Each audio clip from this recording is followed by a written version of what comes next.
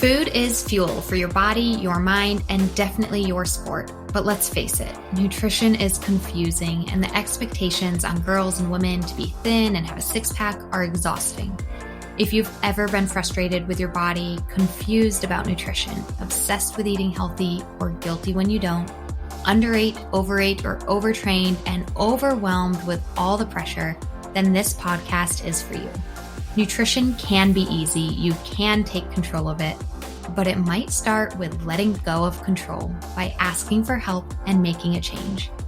I'm Lindsay Elizabeth Cortez, sports dietitian and owner of Rise Up Nutrition, where I empower female athletes to overcome nutrition concerns and perform at their highest level, to stop being confused by all the mixed or harmful messages, and finally have confidence in your body as a fierce, fit, and fueled female athlete. All right, fans, thanks for tuning in to another episode. I'm here today with Emily Durgin. She's an American long-distance runner from Standish, Maine. She attended the University of Connecticut and was a 9-time American Athletic Conference champion. After graduating from UCONN in May of 2017, Emily continued running professionally and became one of the top American road racers.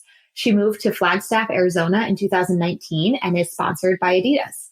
This January, she ran a 67:54 in the Houston Half Marathon, becoming the 6th fastest American ever. Emily, thank you so much for joining us. Yes, thank you. I'm happy to be here. Yeah. Let's talk about that Houston Half Marathon first. That's right down the road from me, actually. I'm in San Antonio right now. Ah, very cool.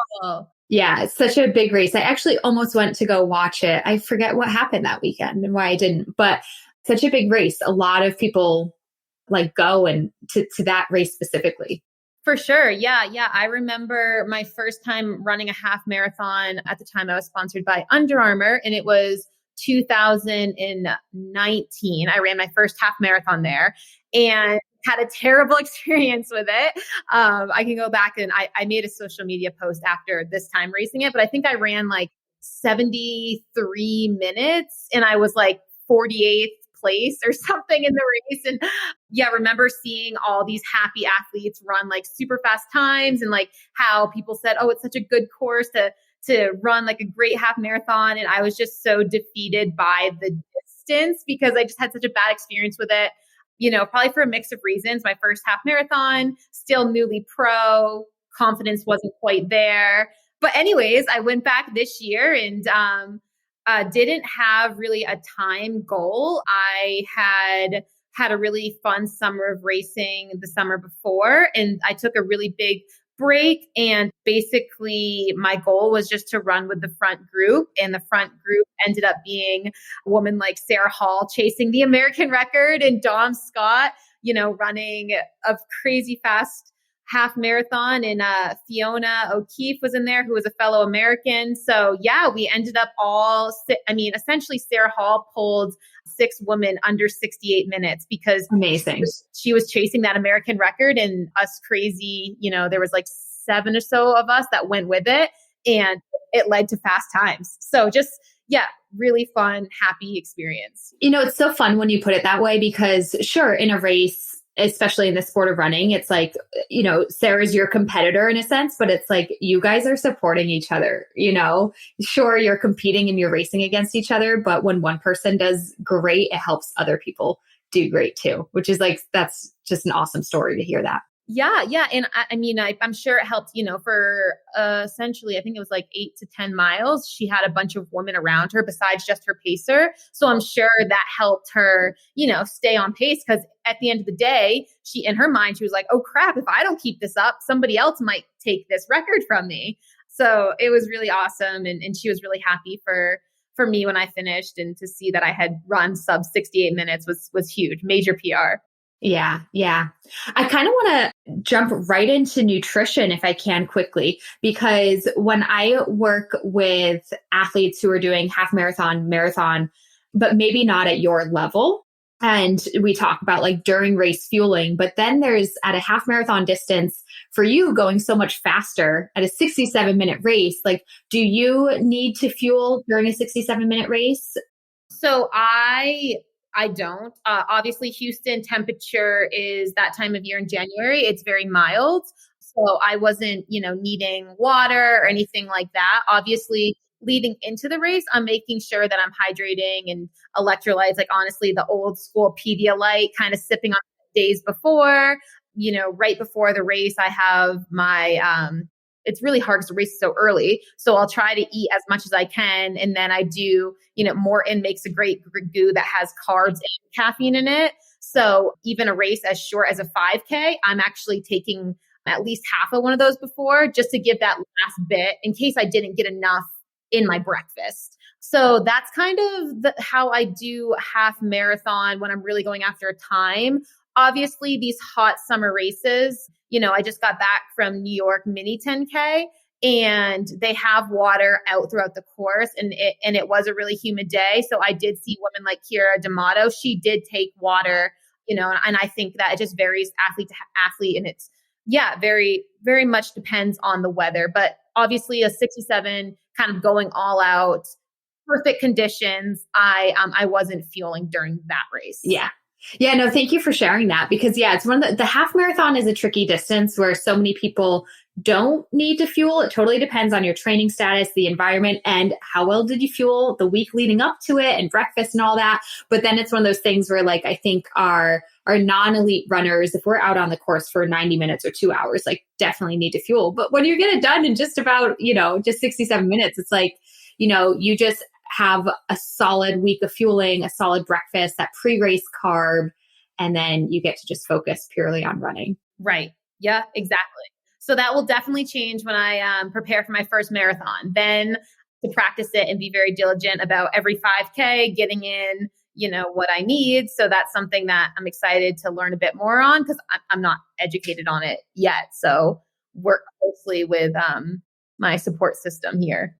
Absolutely. Yeah. And figure out what works for you, both the foods or the beverages, and what makes it seamless for you. I love not only being at races live and seeing it, but also just when you watch the video coverage and like just the exchange of the running by the fueling in the water station. And like, it happens so quick. Sometimes it's a mess, but it's like, it's also, some people are so efficient at it. It's very impressive. Yeah. And that all comes with practice. So I'm sure my first one, it might not go to plan, but I hear that you can't freak out. If you miss a bottle or something, you just gotta, grab, because there's normal people stops too. So you can grab Gatorade or something if you end up missing your elite bottle, which I hear it's not the end of the world. Yeah. No, absolutely. So when I'm not aware of this marathon goal for you, when is that you mentioned when you trained for your first marathon? Yeah, I haven't quite announced which one, but it's looking to be, as long as things kind of keep going to plan, this fall, I'm looking to run my first marathon.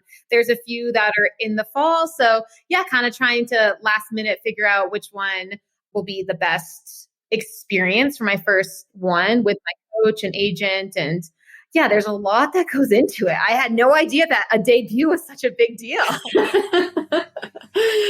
Yeah, I'm excited for it, and excited just to kind of, at the end of the day, I just want my first one to be a good experience.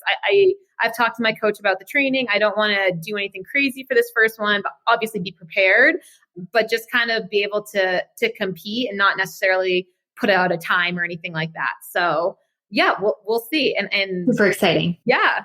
So the fall is the plan. Somewhere in the next, it's coming right up 4 months or so. Yeah.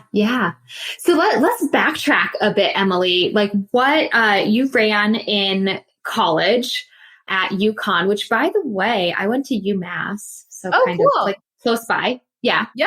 I did a tour of UCONN because I lived pretty close to there growing up, but they didn't have a nutrition degree there at the time, at least. Right, at the time, yes, because I actually went in a nutrition major.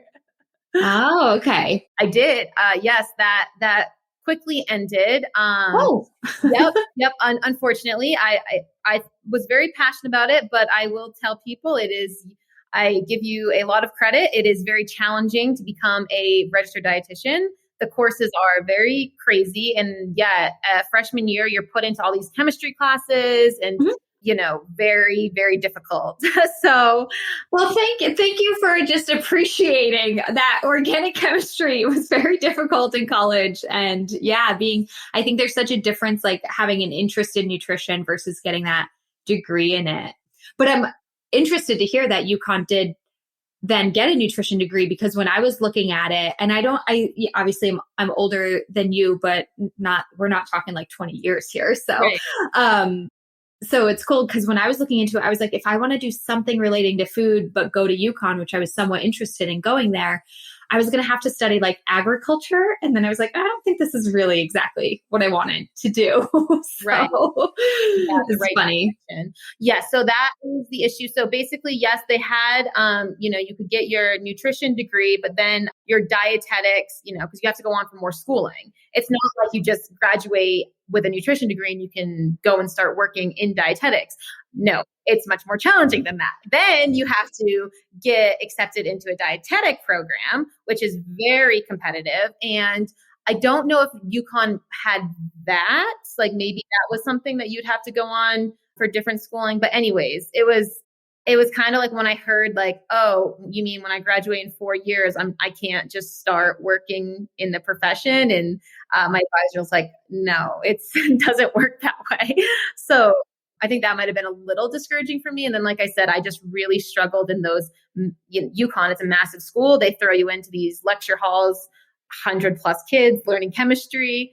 And if you don't pass, then yeah, it's not fun. Yeah.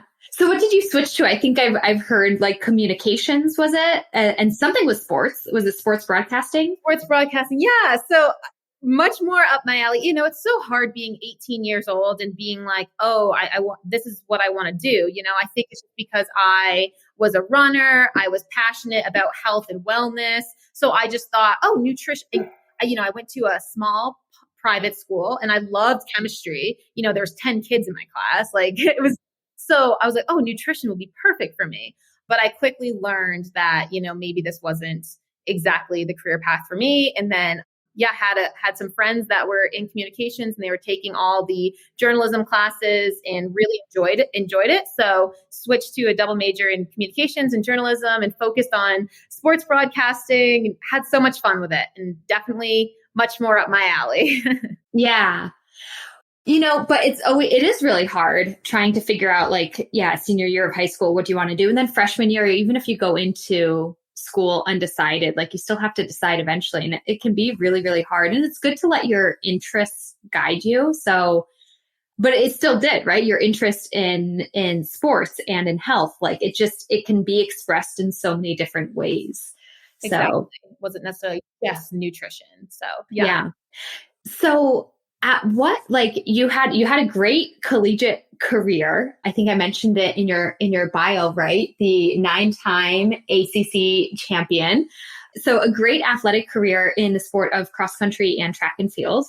And then at what point did you say, I'm going to pursue this post-collegiately? Well, obviously somewhere post-collegiately senior year, but when did you know that I can keep doing this?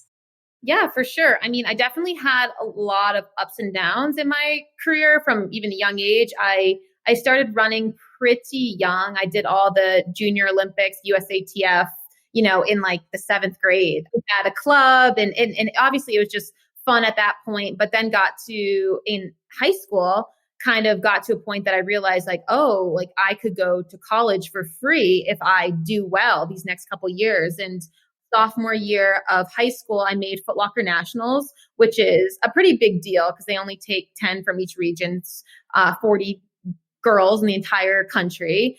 And after I did that, that's when all these schools started reaching out, my sophomore year of high school. So I was very, very young and kind of talking about body change in the sport. I hadn't really gone through puberty. I was still quite small, looked the same as I had all through middle school. I've always been muscular, but I was little. And then junior year, I kind of turned into my body I am now. And that was a bit almost 10 pounds in a year. That happened sophomore to junior year, and to this day, this is my body. I haven't really fluctuated much since, but I really struggled from sophomore, even through senior year. I never made a Foot Locker Nationals again. All my PRs had come from that sophomore year of high school. So it was really stressful those last 2 years of high school, thinking like, oh, schools aren't going to want me anymore because I'm struggling just to get to the point where I was sophomore year. So that was definitely challenging. And that challenge continued to my freshman year of college. Thankfully, there were schools that saw the potential in me and had done well in high school. So at the end of the day, I ended up picking UCONN because I just thought it was more, not that it was, in a way it was a little bit lower stress running environment. My other school I was looking at was Providence. I loved, powerhouse distance runners, Emily Sisson was there at the time, like my idol, and would have, loved to go to Providence. And I think my parents also helped navigate this decision a little bit, just with a little bit of the expectations. And the coach was straight up with it that he would give me a scholarship my freshman year. And then whatever I did freshman year would dictate the rest of my college career. Like the pressure. Yeah. It's a lot of pressure. It was a lot of pressure. And my parents were like, okay, like, that's great that you're going to get a full scholarship your freshman year, but let's just, look at a few other schools. And UConn, Andrea Grove McDonough at the time, is very late in the deciding process, but, fell in love with her, fell in love with UConn. And unfortunately, she didn't have any money left for my freshman year, but she said, I think you have a lot of potential if you come here. We can't give you a full scholarship your freshman year, but then the rest of your years, as long as you're improving, I promise. And she we had this handshake deal that will get you a scholarship. So that was a lot of trust that I had to have in her. A lot. But then it wasn't as much pressure, so to speak. So thank goodness I went with that one, because my freshman year was terrible. I struggled figuring out, it wasn't just running. It was figuring out what major I wanted to be in. I was just first time away from home. I just really had a hard freshman year. So that was kind of the peaks and then valley in my career at a young age. And then sophomore year, I don't exactly know what happened, but something kind of just clicked and came back, and was really excited about my new major, really excited with running. And that's when I started having a lot of success at the conference level at UConn. Yeah. You just hit on so many good things, Emily. That is why I love having this podcast and just sharing these stories, being that, puberty is a tough time for female athletes. And even though it's really hard to deal with, it's like, but we're all going to go through it. Right. And I think the more that we talk about that and normalize that, and also have this conversation with coaches too, so that, and I think coaches are really coming around to, at least the ones that I've spoken to, of knowing when they're going through recruiting, like, okay, you had a great freshman, sophomore year, junior, senior year are struggling, but that doesn't mean that's the story forever. It doesn't mean that you've lost it. It just means like you're adapting, you're changing, you're adapting, and you've still got all this potential. And that's what's great about a college career, is you've got 4 years to work on this, And so I think having these conversations, it's important for the coaches to recognize that, and also for you as an athlete, because it's hard. It's hard to say, I was faster last year, and that's where our mind then thinks, like you mentioned, you gained 10 pounds in a year, and that was great because your body had to develop. You can't stay in a prepubescent body and expect to run collegiately. You have to develop and get stronger and change, but it doesn't make it easier, right? So I think just knowing this happens, it's okay. Some people do keep cruising through and keep PRing and progressing. But if you are one of those girls that feels like my performance went backwards or whatever it might be, or I'm just at a standstill for a couple of years, to know that there's hope, that you're just adapting and adjusting. And I think, Emily, thank you for sharing that, because you're just living proof of it, right? Yeah, for sure. And that's why it's funny to look back now being like, oh, I wish I wouldn't have put all that pressure on myself those 3 years. I'd say it was probably junior, senior, and then freshman year of college. Really took me 3 years to kind of adapt to, being a woman, and kind of just the emotional trauma that I was going through as well. It's not just physical. Oh yeah. Emotionally, you're changing. So yeah, I wish that I could have told younger Emily, just don't worry about it. Just keep doing what you're doing. And eventually you're going to get to the other side of this. But obviously, it takes being in it to know how to overcome it. So yeah, really thankful that I had great support system. Freshman year at UCONN, Andrea Girl McDonough kind of saw what I was going through. So I was able to save some of my eligibility by redshirting. Cross country, I did, we were trying because we just thought like, oh, we can do this. And unfortunately, we made it too far in cross country. And that season we couldn't save. But indoor and outdoor, we were able to redshirt, which allowed me to have a fifth year, which was amazing because then by the time of 22, running a fifth year, I was, Emily 2.0. And right. It was really helpful for this long-term success that I'm, still building on. Yeah, such a lesson in patience and perseverance, I think, and giving yourself grace, space, patience, perseverance, grace, space. Laughing at my choice of words here.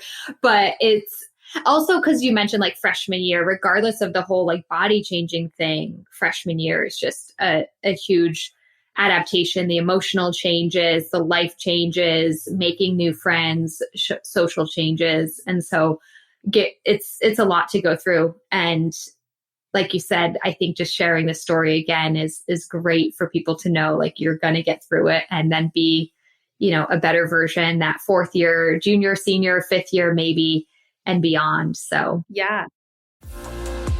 Hey fans, I hope you are enjoying this conversation so far, and we'll be back to it in just a moment. But first, I want to pause and let you know that this episode is brought to you by the Female Athlete System of Transformation, aka the fast track to overcome disordered eating and use food as fuel to perform at your highest level.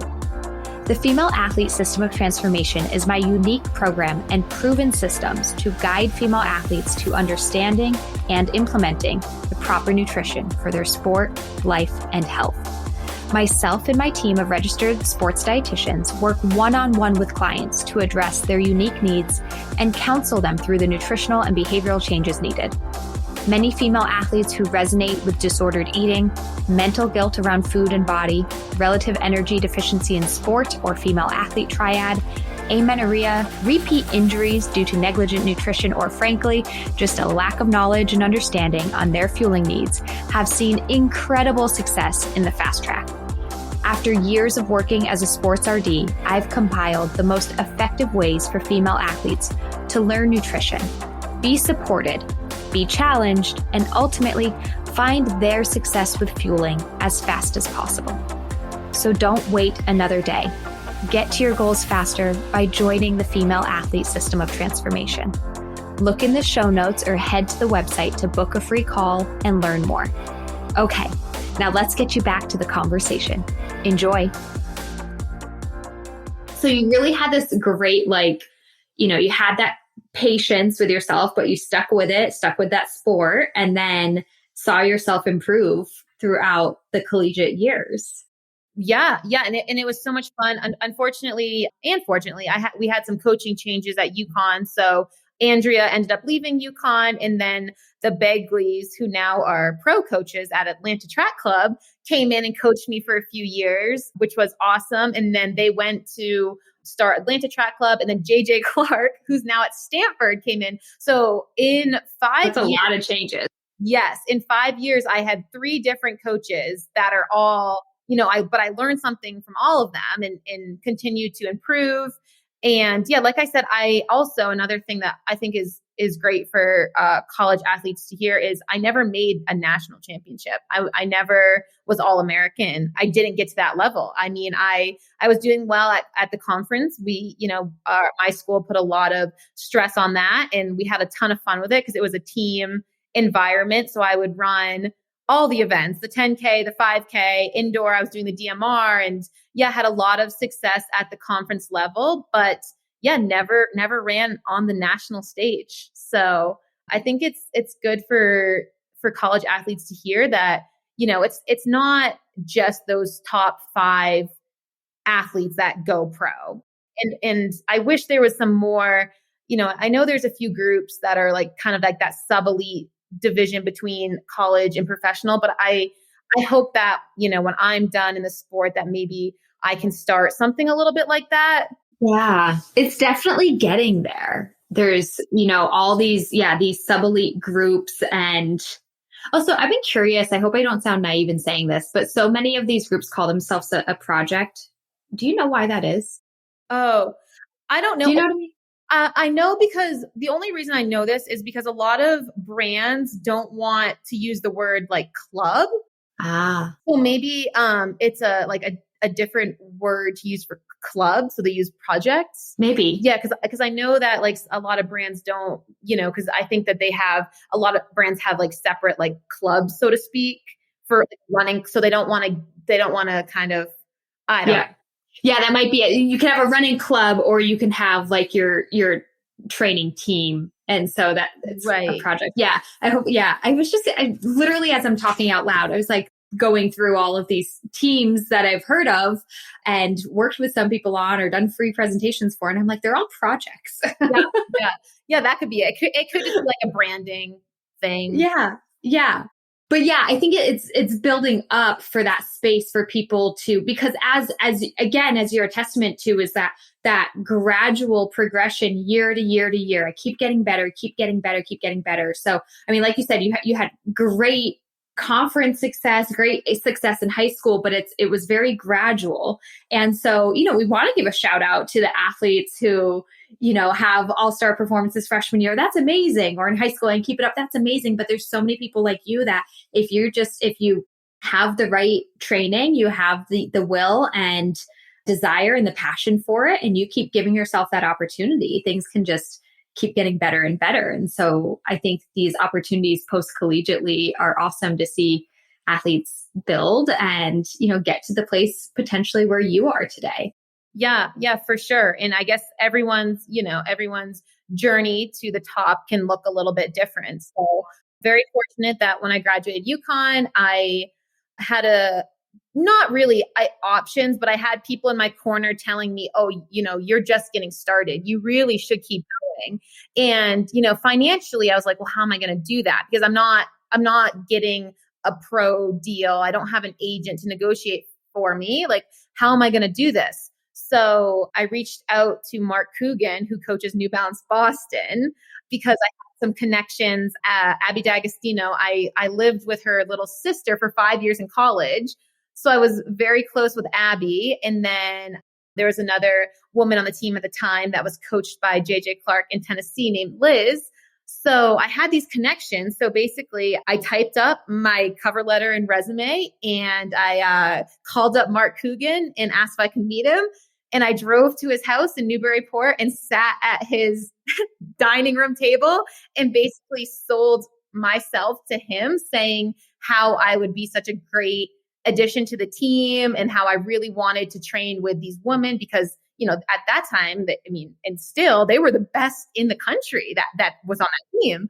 And I really wanted to keep training post collegiately, but didn't have a coach.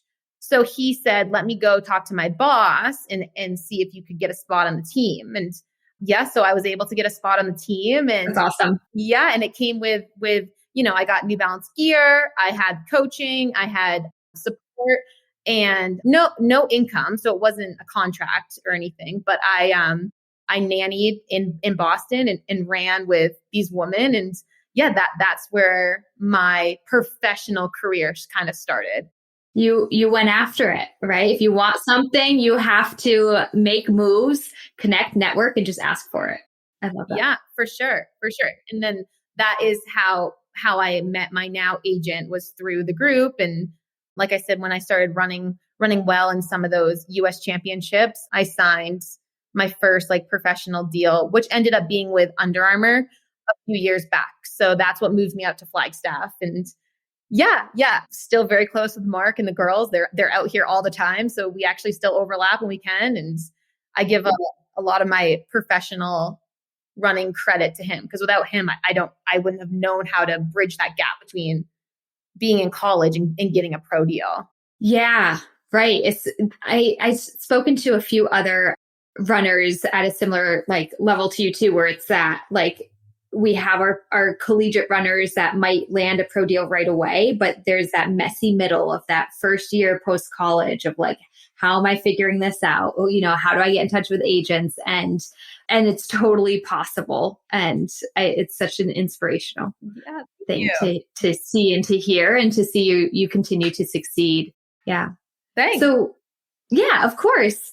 I'd also like to dig into like on the nutrition side of things, like I think culture of nutrition and fueling, maybe from that transition as we've been focusing on a collegiate team versus what fueling and nutrition might look like as a pro athlete.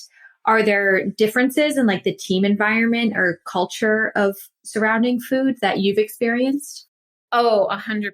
It's so funny. I still think to this day of like when I moved to Boston and was living close to Corey McGee at the time. And she kind of took me under her wing and showed me all these Boston places. And I just remember the first time meeting her, we were like getting coffee, and she was getting like a scone and like a coffee. And she was saying how like, every Monday she liked to go to this one place after her easy run to have like a pastry and a coffee. And I was like, oh my goodness. Like that was just in college, it was like not like that, like thankfully at UConn, it kind of changed year to year. When I first came into UConn, we had a lot of girls that I don't know, they were good in high school, and they came in and it was really like weird, strict eating. Maybe it was just over healthy eating. And my parents were always healthy, and being a runner, like you always think you have to eat healthy. So then coming into college, like I knew already how to eat. And I don't know why I didn't just keep doing what I had always done, but it was more like you're at a dining hall. So then I was watching what other girls on the team were doing. Mm-hmm. And we did have a few girls when I first went to college that were struggling 100% with eating disorders, that were just, dining halls would be like salads and all this. And I'd be like, that's not normally what I would eat, but I guess now that I'm in college, this is what you eat. So definitely went through that in college 100%. And, as I got older and moved off campus and lived in my own apartment and became wiser, that culture went away because I was able to kind of control what I was doing. But when I was like freshman, sophomore, Emily, it was tough. Oh yes. Cause I was looking up to these older girls, Yeah. That's what I was doing. Well, I love your story though, right away, of just the difference of like, suddenly when I'm a pro athlete, like, oh no, like we're eating pastries after our run, and that's normalized. And so, but it is the collegiate environment is, and high school, but more so college for sure. You're right. As athletes, we're already health conscious. But then there's like this other layer of eating together in the dining halls. Maybe it's the fear of diet cultures ingrained in people of like freshman 15 and stuff that just gets people hyper conscious, but doing things. I'm so glad to hear, Emily, it sounds like you had a strong nutrition background growing up, which is probably what, like, even though things were a struggle, it's what allowed you to, like, once you moved out on your own, weren't eating in the dining halls, like you were able to get right back in step with what you knew was right and how to fuel yourself. But that's just like so many people in that team environment. We just have all that pressure to like eat a certain way, or other people are eating salad, so now I have to eat salad. It's yeah. So because essentially, because then I was a freshman, so to speak, again on the New Balance Boston team, and then I was hanging out with the upper class, and then she was and I was like, wow, and then Abby D'Agostino was also a great mentor because she openly talks about how in college she also struggled with the same thing, just, not eating enough. And then, when I went over to her house, how she was eating full fat yogurt and whole milk and all this stuff. And like how she had actually started to feel better post collegiately or when she had graduated from college. So yeah, I started doing all that because all through college, we were doing the sugar-free everything. We laugh about it now because I'm still close with all my college teammates, and they went on to not be runners and they just live in the real world now. But we joke about how we used to just drink these like sugar-free drink mixes and like the low fat. Oh, it was just awful. A 0 calorie like salad dressing. I don't know where any of that came from, but it was just, I think it's just people before me were doing it. So then I just did it. And thankfully had a really strong group of women around me, and we went to altitude camps together. So like I said, the Coreys and the Abbies, the Katrina Coogans were, seeing what they were eating. And a huge, amazing example of someone who's just great with her nutrition is Ellie Purier. She's a really good friend of mine. And if someone spent the day with her and saw what she ate, they'd be like, okay, like I'm in. I mean, she's an Olympic finalist, and if you saw what she ate, it is probably not what these younger girls think. It's crazy. Right. And so this is like the kind of message that I want, if a college or high school athlete is listening right now, is to like, if you want to be a great runner, like eat like the pros, which is not sugar-free salad dressing and 0-calorie this. And, like and I'm not, get your spinach in. I'm not trying to diss salads, but like, that's not going to fuel you for performance, And I think it's like, we so often, I think at that age and in college, we are so influenced by our peers and we're thinking this is right. And it's like, when can we break that cycle? Mm-hmm. And I kind of want to motivate anybody listening to like, you can be the person that breaks that cycle. It doesn't matter if you're a freshman and this is what all the upperclassmen are doing. Like, break that cycle, start fueling your body with the whole fat yogurt, like you were just saying, or just letting go of that pressure to eat how somebody else is eating and fuel your own body. And that way there, by the time you're a senior, the incoming freshmen are going to have a totally different environment. Like the change, I just think this collegiate environment and the diet culture that's there and the struggles that athletes are facing, like, I just wonder when it's going to change. It's on my mind right now because I was talking to a couple of my clients that are in college right now, and they're like doing great work with me, but they were just expressing to me like, but it's so hard because my teammates are all still doing this. And it's like, okay, so you're making a change, you're making the changes with me, but they're still every single day faced with the pressures of what their teammates are doing and all that. And it's like, this environment needs to change. For sure. Yeah. And I think a lot of that is just, being around the wrong people can sometimes, as much as like even honestly, like it, like I don't want to say that you don't see it at all at the pro level, because it still very much is prevalent in some cases. In the professional level, not everyone is in this great mindset and in doing, everything correct. There's still a lot of athletes that struggle with it and kind of carry on that same high school mentality and college mentality. And for me, I mean, as bad as it is, I've kind of had to like remove myself from some people. There's people that I know that, if I'm going on a training camp and like in the same house as, like, I can't live with them, because sometimes the more you're around it, it's kind of affects you. And yeah, even in college, I definitely had the freshman 15 because I was trying to do that whole like eat like the seniors, but then I was almost eating for them. So then I was like overcompensating. That happens too. Yeah.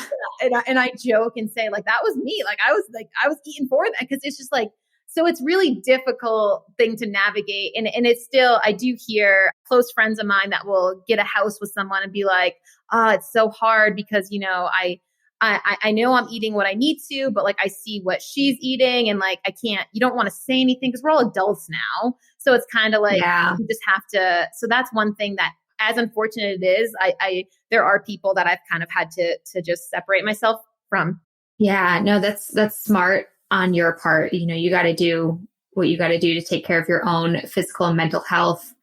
But I think it kind of comes down to just like social eating in like as a team in these social environments around other people, even just on the family level, comparing what you eat to how your parents or how your siblings are eating. Like it just adds another dynamic that's a challenge. And it's hard, but I think the best thing we can do is focus on ourselves, our own performance, our own health. And like you said, like you've kind of had to, like, you have your boundaries as to like, how much time am I going to spend with this person when I know that people influence us? That's just the thing. So what is one of those silly sayings of like, you're the sum of the 5 people you hang out with most often.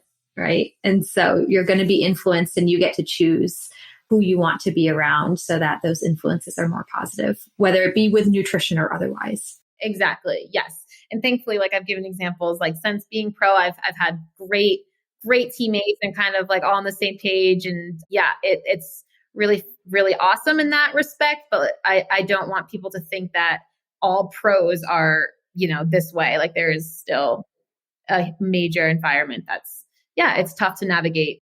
Yeah. And across all sports and all life stages. But I just want to thank you, Emily, for like having this conversation, being honest about it with your journey, where your struggles were, but also like, I think you're an inspiration for reflecting on what's healthy for you. And also, I think an inspiration on just what that persistency and gradual improvement looks like too. Thanks. Yeah. So Emily, I always end every podcast with a few fun questions. Hopefully you've been having fun this whole time, but a few other fun questions. Are you ready to play along? I am. I'll do my best. Okay. If there was one food you could eat every single day for the rest of your life, but never get sick of it, what would it be? I mean, the first thing that comes to my mind is rice, because my boyfriend and I eat so much white rice, and it is funny, and we never get sick of it. I mean, we do a lot of different things with it. And even though that sounds kind of like boring, it's just, you can do so much with rice. So you can make fried rice, you can have it for breakfast, lunch, cold, like in salads. So yeah, that'd be my I feel you. I love rice. Mm-hmm. I love rice. We had white rice last night. And for whatever reason though, I have to cook the rice. My husband screws it up every time. He just makes it too sticky, which isn't bad. Like I still like it. Yeah. Too much water. Yeah. Yeah. I still like it, but he always makes it too sticky. But I was on a client call last night, so he made the rice and it was quite sticky, but I was like, it's okay, babe. I still love it. White rice is still good, even sticky. And weird. I love rice pudding. I ate rice pudding last night too. Yeah. I have some in my fridge right now. And because all rice pudding is whole milk and rice and sugar. You can make, if you have leftover rice, you can make it yourself. Yeah. Yeah. Throw some cinnamon in there. Yeah.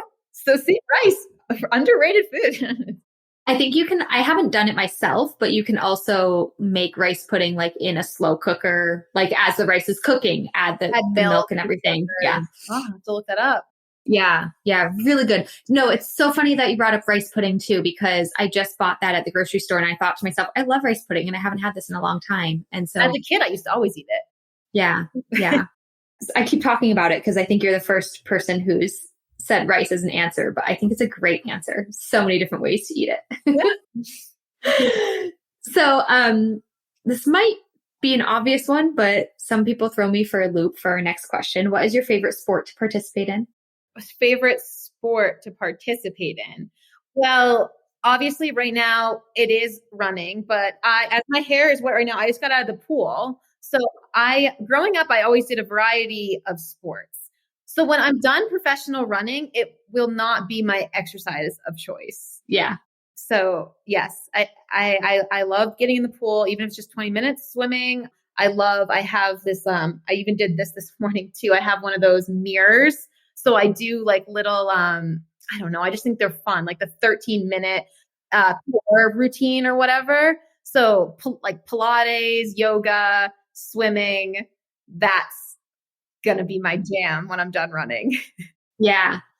I love those mirrors. They're fun. I don't have one myself, but I've gone to lots of hotels that have them and I look forward to using the hotel gym just for the mirror. Yeah.